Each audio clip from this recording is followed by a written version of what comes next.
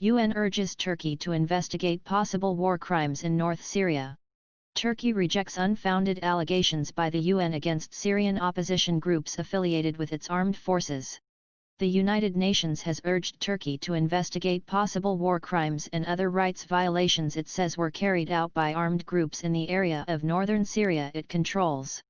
Michelle Bachelet, the UN High Commissioner for Human Rights, said violence and criminality was rife in those areas of Syria.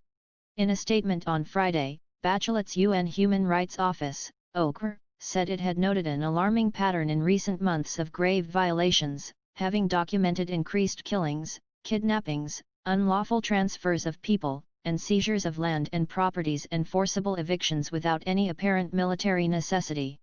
The victims include people perceived to be allied with opposing parties or as being critical of the actions of the Turkish-affiliated armed groups, Bachelet's office said.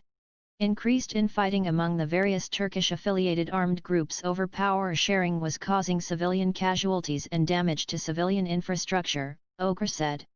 Bachelet urged Turkey to immediately launch an impartial, transparent, and independent investigation into the incidents we have verified, account for the fate of those detained and abducted by the affiliated armed groups and hold accountable those responsible for what may, in some instances, amount to crimes under international law, including war crimes.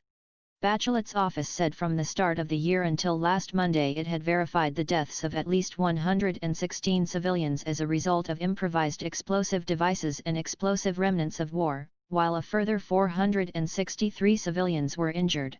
She said an investigation was all the more vital given that we have received disturbing reports that some detainees and abductees have allegedly been transferred to Turkey following their detention in Syria by affiliated armed groups.